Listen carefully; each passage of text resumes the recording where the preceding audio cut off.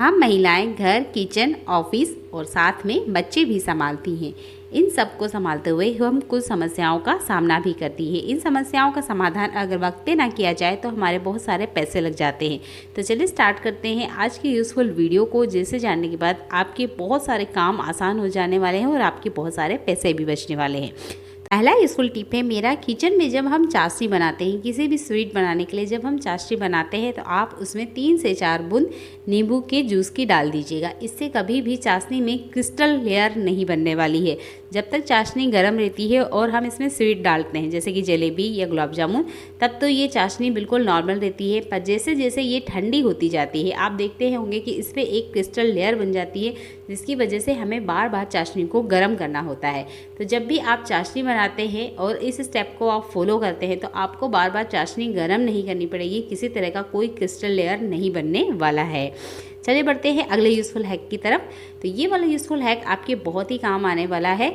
जब भी हम किचन में काम करते हैं तो हमें बर्तन का चुनाव बहुत ही सोच समझ के करना चाहिए, स्पेशली आटा लगाने के लिए। तो यहाँ मैं 2 थाल दिखा रही हूँ आपको। ये है स्टील का थाल। इस थाल में नॉर्मली हम लोग खाना भी खाते हैं और इसमें हम आटा भी लगाते हैं। पर यहाँ पर आप खाने के लिए स्टील की थाल का भले ही यूज़ कर लीजिए, पर आटा लगाने के लिए हमेशा आप पीतल की थाल का यूज़ करें। पीतल की थाल का यूज़ मैं इसलिए बता रही हूँ क्योंकि बहुत से घरों में पीतल के बर्तन में पानी पीना पसंद किया जाता है। कभी हम रखते नहीं हैं, कभी हम भूल जाते हैं या टाइम पर हम पानी उसका पी नहीं पाते हैं, जिसकी वजह से हमको पीतल वाले गुण जो हमारी बॉडी में होते हैं वो हमें नहीं मिल पाते हैं। तो इसके लिए आप ये वाला ट्रिक यूज़ कर सकते हैं कि आटा लगाने के लिए हमेशा इस तरह का पीतल का थाल का यूज़। आपने बड़े बूढ़ों और दादा नानी से ये सुना ही होगा कि पीतल की थाली में खाना खाइए और पीतल के बर्तन का पानी पीजिए। पर आज की जनरेशन और आज की दौड़ भाग की लाइफ में हम पीतल की थाल में ना ही खाना खा पाते हैं, ना ही पीतल के बर्तन का पानी पी पाते हैं, क्योंकि हर घर में अवेलेबल भी नहीं होता है। बहुत कॉस्टली ये बर्तन भी आते हैं। तो आप पीतल का थाल ज़रूर ले आइए और इसमें आटा लगाइए। तो पीतल के गुण वो हर मेंबर को मिलने वाले हैं और आप हमेशा के लिए टेंशन फ्री हो जाएंगे। और पीतल की थाल का आटा सबसे बेस्ट आटा होता है। चलिए बढ़ते हैं अगले यूज़फुल हैक के लिए। तो जब भी हमारे घर में दाल बच जाती है तो अक्सर दूसरे टाइम पे इसे नहीं खाया जाता है। ज़्यादातर घरों में दाल को नहीं खाया जाता है। तो इस दाल का हम क्या यूज़ करें, इसे फेंकने की बजाय आप फिर से इससे आटा लगा सकते हैं। तो इसमें आप देखे होंगे कि दाल बनाते वक्त हम इसमें बहुत सारी चीज़ें मिलाते हैं, बहुत सारे मसाले मिलाते हैं। दाल को हम बॉईल करते हैं, यानी कि दाल को हम बहुत ही स्वादिष्ट बनाते हैं। इसमें आपको ऊपर से कुछ भी नहीं मिलाना है, सिर्फ स्वाद के लिए थोड़ा सा नमक बढ़ा लेना है और इस आटे को आपको लगा के रेडी कर लेना है। इस आटे से आप पूड़ी बना सकते हैं, रोटी बना सकते हैं, पराठा बना सकते हैं। तो आपके घर भी दाल बच रही है तो एक बार ये वाला ट्रिक ना आप अप्लाई करके देखिएगा। आप कभी भी दाल फेंकना भूल जाएंगे, क्योंकि इससे रोटियां बहुत ही सॉफ्ट बनती है और पराठे भी। तो अलग से आपको कुछ और सब्जी या अचार की ज़रूरत भी नहीं पड़ेगी, क्योंकि दाल के जितने गुण हैं ना वो आटे में आ गए हैं। और यहाँ मैं आपको रोटी फुला के भी दिखाने वाली हूँ। तो दाल वाली जो रोटी होती है ना, ये बढ़िया से फूल भी जाती है। ऐसा नहीं है कि फूलेगी नहीं, ये बराबर फूलने वाली है। तो आप दाल को नहीं फेंकते हुए ये वाला ट्रिक यूज़ कर सकते हैं और आप इसी आटे से पराठे भी बना सकते हैं, जैसे कि मैंने यहाँ पे सेकंड पराठा बना के बताया है आपको। तो अगला यूज़फुल हैक है मेरा पराठे को लेके। तो जब भी हम पराठा तलते हैं तो इसी तरीके से हम पराठा तलते हैं, इस पर घी लगाते हैं। तो सिंगल पराठा जब हम तलते हैं तो आप भी देखे होंगे कि इस पराठे में ना बहुत सारा घी आ जाता है। बहुत सारे लोग इतना ऑयली खाना पसंद नहीं करते हैं। आप तेल यूज़ कीजिए, घी यूज़ कीजिए। और उसके बाद एक नुकसान और होता है कि इस तवे पे बहुत सारा तेल और घी रह जाता है, जिसकी वजह से हमने इसे क्लीनिंग करने में भी बहुत सारा बर्तन लिक्विड और बर्तन धोने का साबुन जाता है। तो दोनों ही तरीके से आपका फ़ायदा हो, इसके लिए मैं एक ट्रिक बताऊंगी आपको। तो जब भी आप पराठा बनाते हैं तो एक पराठे को नहीं सेकिएगा या एक सूखा रोटी ज़रूर रखिएगा। तो यहाँ मेरे पास रोटी है इसलिए मैंने रोटी को ले लिया है। आपके पास सेकंड पराठा बनाने जा रहे हैं तो वो ले लीजिएगा। और आपने बिना घी तेल यूज़ करे हुए आप देखेंगे कि सेकंड जो रोटी या पराठा आपने लिया है उस पर भी तेल या घी अपने आप लग जाएगा। ये छोटे छोटे ट्रिक है पर बहुत ही काम आते हैं। अब आप देखेंगे दोनों ही पराठे बन के भी रेडी हो गए हैं और जितना तवे पे घी था वो भी यूज़ आ गया है। तो एक साथ 2 फायदे हुए हैं। तो ये वाला ट्रिक यूज़ करना बनता है। अगला यूज़फुल हैक है, जब भी आप गुलाब जामुन तलें तो ध्यान रखें सबसे पहले हमने एक गुलाब जामुन तल के देखना है, क्योंकि क्या होता है अक्सर गुलाब जामुन फट जाते हैं या टेम्परेचर की वजह से हमें पता नहीं चलता है कि ज़्यादा घी गर्म है या ठंडा है। तो सबसे पहले आपने एक गुलाब जामुन डाल के देखना है और हमेशा जो घी है उसे चलाते रहना है। इससे क्या होगा कि ये बिल्कुल एक तरह से पकेंगे। अक्सर बाहर से ये हमें पके हुए दिखते हैं पर अंदर से ये कच्चे रहते हैं। तो इन्हें मीडियम फ्लेम पर 5 से 6 मिनट तक ज़रूर पकाएं।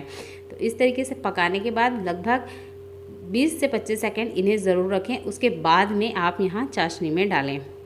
तो यहाँ मैंने इसे चाशनी में डाला है और आप देख रहे होंगे यहाँ चाशनी मैंने गुलाब जामुन आधा डीप हो जाए उतना ही यूज़ किया है। और हमेशा गुलाब जामुन के लिए इतना ही चाशनी यूज़ करना चाहिए, क्योंकि अक्सर जब चाशनी बच जाती है तो उसका यूज़ नहीं आता है और बहुत सारा चीनी भी हमारा वेस्ट हो जाता है। तो इसी से जुड़ा हुआ मेरा नेक्स्ट टिप है।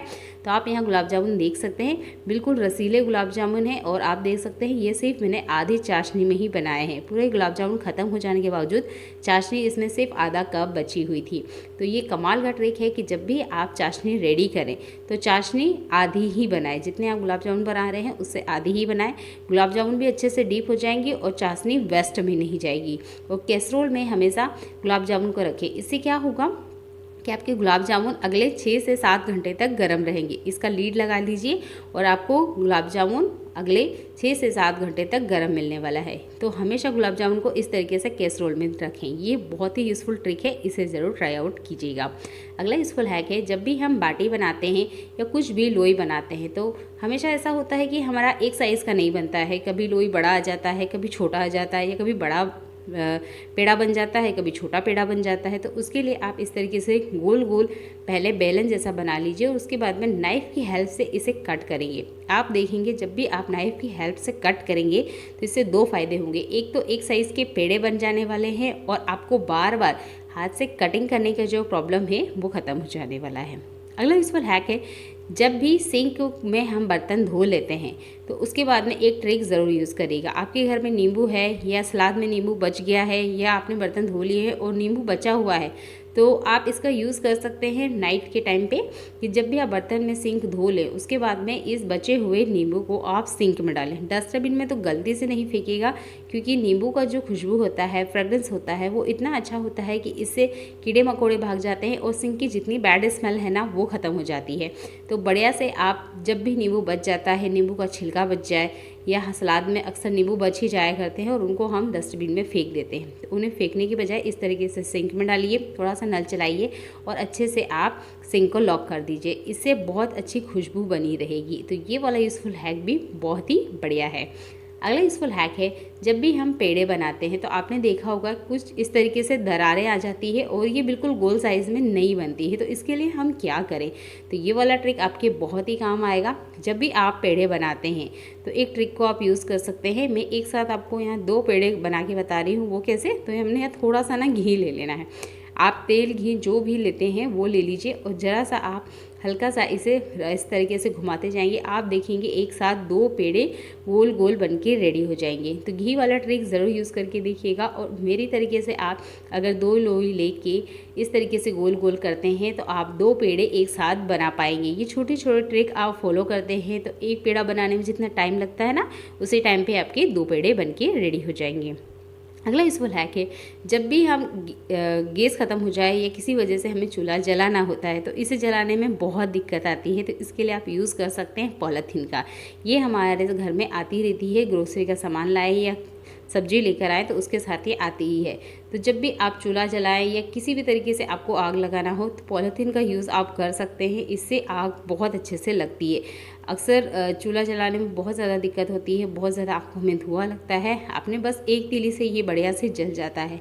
तो कभी कभार आप जलाते हैं या आपको जलाना नहीं आता है तो ये वाला ट्रिक आप यूज़ कर सकते हैं। इससे बढ़िया से एक ही बार में आपका काम हो जाएगा और आपको किसी तरह के आंसू भी नहीं आने वाला है।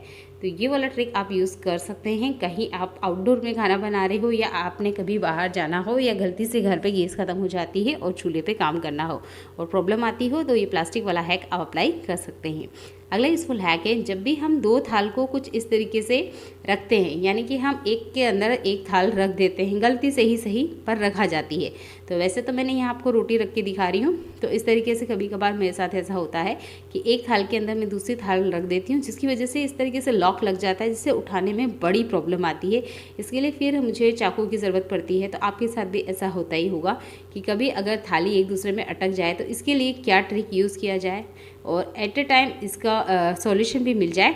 तो आप एक काम कर सकते हैं, नाइफ़ को आप हटा दीजिए और आप यहाँ यूज़ कीजिए स्पून का। तो आप यहाँ पर स्पून को कुछ इस तरीके से लगा दीजिए। जब आप इस तरीके से स्पून लगाएंगे तो आप देखेंगे ये थाली एक दूसरे के अंदर लॉक नहीं होगी, जिसकी वजह से इसके अंदर रखा हुआ जो सामान है वो भी यूज़ हो जाएगा, रोटी रखी है या कुछ और प्रोडक्ट वो भी यूज़ हो जाएगा और कोई प्रॉब्लम भी नहीं होगी। अगला यूज़फुल हैक है मेरा खीरा को लेके। जब भी हम खीरा कटिंग करते हैं तो कुछ इस तरीके से कट करते हैं। इसके इस वाले पार्ट को हमें फेंकना नहीं है। फेंकना क्यों नहीं वो मैं बता देती हूँ आपको। इस तरीके से जब भी हम ककड़ी यूज़ करते हैं तो 4 से 5 हमने यूज़ कर लिए, उसके बाद में इस तरीके से जब हम इसे रख देते हैं आधा काट के, तो ये बहुत जल्दी ना सूख जाता है। तो इसके लिए आपने इसी के जो कटा हुआ हिस्सा है, सिरा है, उसका यूज़ करना है और एक टूथपिक से कुछ इस तरीके से लॉक कर देना है। जब आप इस तरीके से इसे लॉक करेंगे, आप देखेंगे इसमें कभी भी जो सूखापन आ जाता है या किसी वजह से ककड़ी सूखने लग जाती है, वो वाली प्रॉब्लम आपकी सॉल्व हो जाएगी और हफ्ते भर तक फ्रिज में आराम से रखी जा सकती है।